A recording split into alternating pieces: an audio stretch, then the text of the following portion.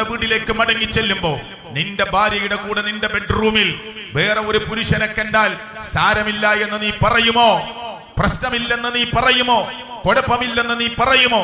പറഞ്ഞാൽ നീ ദയ്യൂസാണ്, തന്റെ ഭാര്യയെ കൂട്ടിക്കൊടുക്കുന്നവനാണ്, വൃത്തികേടിന് കൂട്ടുനിൽക്കുന്നവനാണ്. നിന്നെ പടച്ചവൻ ശപിച്ചിട്ടുണ്ട്.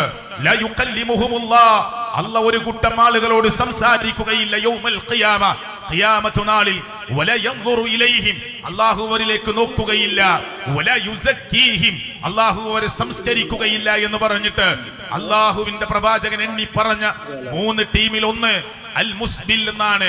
നെരിയാണിക്ക് താഴെ വസ്ത്രം ബോധപൂർവം വലിച്ചെടുക്കുന്നവനാണ് എന്ന് അള്ളാഹുവിന്റെ പ്രവാചകൻ പറഞ്ഞു.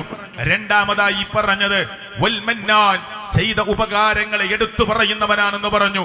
മൂന്നാമത് ഞാൻ ഈ പറഞ്ഞ അദ്ദയ്യൂസ് എന്നാണ് അള്ളാഹുവിന്റെ പ്രവാചകൻ സല്ലല്ലാഹു അലൈഹി വസല്ലമ എണ്ണി പറഞ്ഞത്. ഞാൻ ഈ ഹദീസ് പറയാനല്ല ഇത് പറഞ്ഞത്. വീട്ടിലേക്ക് ചെല്ലുമ്പോ ഈ രംഗം കണ്ടാൽ ക്ഷമിക്കുമോ? ക്ഷമിക്കുകയില്ല. ആണത്തമുള്ള, തന്റെ ഇടമുള്ള, ബുദ്ധിയുള്ള, പക്വതയുള്ള ഒരു പുരുഷനും അത് സഹിക്കാൻ കഴിയില്ല. ഇല്ല. അപ്പുറമിരിക്കുന്ന സഹോദരിമാർ, നിന്റെ ഭർത്താവ് അന്യായമായി മറ്റൊരു പെണ്ണിന്റെ മുന്നിലേക്ക് പോകുന്നുവെന്നറിഞ്ഞാൽ ക്ഷമിക്കാൻ പറ്റുന്ന ഒന്നാണോ അത്? സഹിക്കാൻ പറ്റുന്ന ഒന്നാണോ അത്? ഒരിക്കലുമല്ല. എങ്കിൽ ഈ പ്രപഞ്ചം മുഴുവനും നമുക്ക് വേണ്ടി ഒരുക്കി തന്ന കോടാനുകോടി പ്രാണികളെ, പാറ്റകളെ, പറവകളെ, ജന്തുലോകങ്ങളെ നമുക്ക് വേണ്ടി സംവിധാനിച്ചു തന്ന ലോകത്തിന്റെ രക്ഷിതാവായ റബ്ബ് എന്നോടും നിങ്ങളോടും വെച്ച ആകെ ഡിമാൻഡ് എന്താണെന്നറിയോ?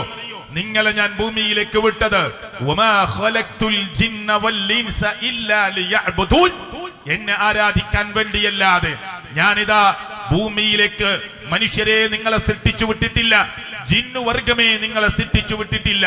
ഈ 2 വർഗത്തെയും അള്ളാഹു സൃഷ്ടിച്ചത് തന്നെ അള്ളാഹുവിനെ ആരാധിക്കാൻ വേണ്ടിയാണ്. എന്നിട്ട്